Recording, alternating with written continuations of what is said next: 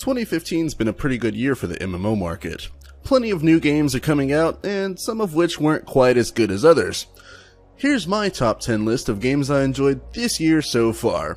These games are based on how much I personally enjoyed them, and some games might rank higher on your own list, and some of these games you've probably never even heard of.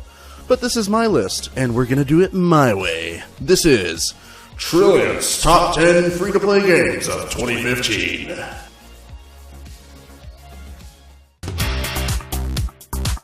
FreeMMOstation.com.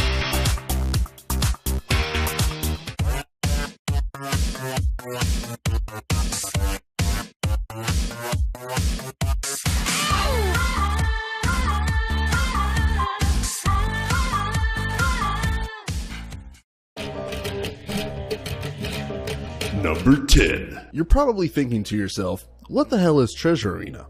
And that's okay.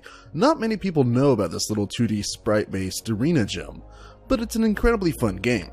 Treasure Arena pits 4 players or bots in a room and leaves them to fend for themselves. Basically, kill everything that moves until the timer runs out. However, it's a bit more intricate than that. You can fight monsters, use weapons, powerful skills, open chests, and more, all of which is there to enhance your character and lead you to victory. It's extremely fast-paced, so blinking is optional, but your eyes might dry out.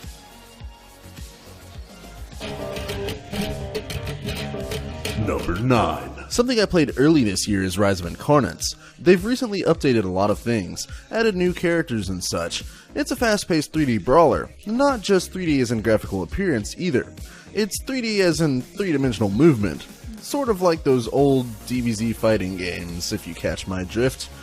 And by old I mean relatively new. You can choose from many lore-ridden characters and have them all beat the crap out of each other, for science.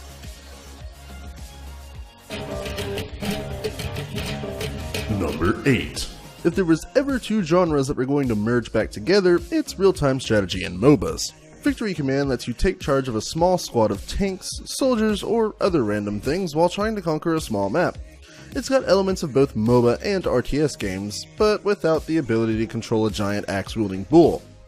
Something I can't get over in this game is the recall function, that whenever you recall your squad back to base, it's supposed to be a helicopter that takes you back. Instead, a giant beam of light comes out of the sky and abducts you like a UFO.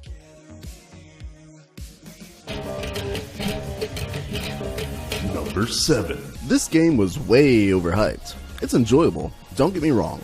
It's got a pseudo-action combat system that plays like a slightly more responsive tab targeting system. But other than that, there's not really a whole lot new about this game, besides the skill tree and the class system of course. And I do like how you're not tied to one class. Your character can switch classes on the fly to match a specific scenario, or if your party needs a healer while everybody else is too busy bitching about needing a healer. And is it really necessary to do a gravity-defying backflip every time you get on the hover bike?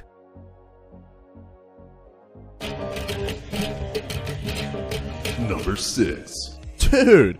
I never thought I'd enjoy a game about warships, but praise be to Iron Man, World of Warships has made me a believer. World of Warships pits you up against other people piloting warships in an all-out oceanic war, and it's absolutely glorious. It takes a bit of getting used to, of course, the controls in combat are a little bit out of the ordinary, but once you know what you're doing, you're gonna have a blast. And that pun was intended.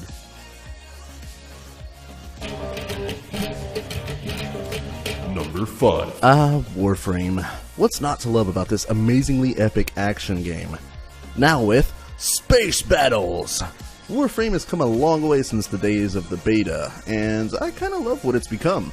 It's incredibly popular, very well optimized, and it's still absolutely gorgeous.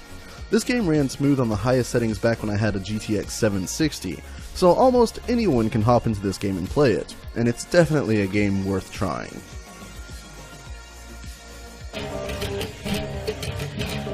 Number 4. Heroes of the Storm is the newest contender in the realm of big-name competitive esports. Although it takes a much simpler approach to the MOBA genre, its gameplay is still fast-paced and very exciting. Matches take about half the time they do in other games of the genre, so that's pretty good. Not to mention, it's got an all-star cast of Blizzard favorites. As someone who couldn't get into Dota or League of Legends, Heroes of the Storm for me was easy to pick up and play, and I've had quite a blast with it. I normally don't play MOBAs though, so putting it on my list is actually surprising. Number 3. I can hear it now. Guild Wars 2 isn't free, you noob. And to that I say, yes it is. As of August 29th, the core game of Guild Wars 2 is completely free for everyone. You still have to pay for expansions, and there are a few in-game restrictions, but for the most part, everything people bought and paid money for years ago, you get absolutely free. No money down, no paying a dime, nothing. I paid for this game and now I'm actually slightly jealous.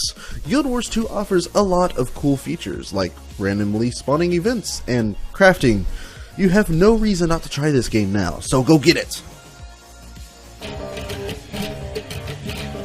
Number 2. This is not Minecraft. This is Trove, and although some people seem to think they can compare it to Minecraft, they cannot. Trove is similar to Minecraft the same way birds are similar to a ham and spaghetti sandwich. Whatever that is. They aren't. Trove is an MMORPG with a fantastic amount of crafting and building. You run around as one of several unique classes, building things or blowing them up, and exploring dungeons. The maximum level is 20, but your mastery level goes a lot higher than that, which means there's always something to do. And lots of grinding. It gets repetitive sometimes, but it's a lot of fun.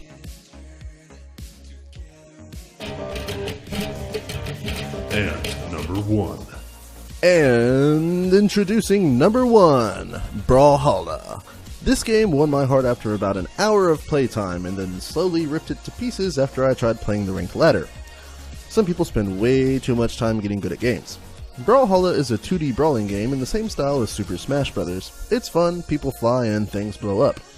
You won't find Mario or Ness here though, because those guys are licensed by Nintendo and would probably sue for copyright infringement, and also because Brawlhalla has their own original cast of characters to play as. Several of the characters share similar fighting styles depending on their weapon, but almost all of them have different special moves.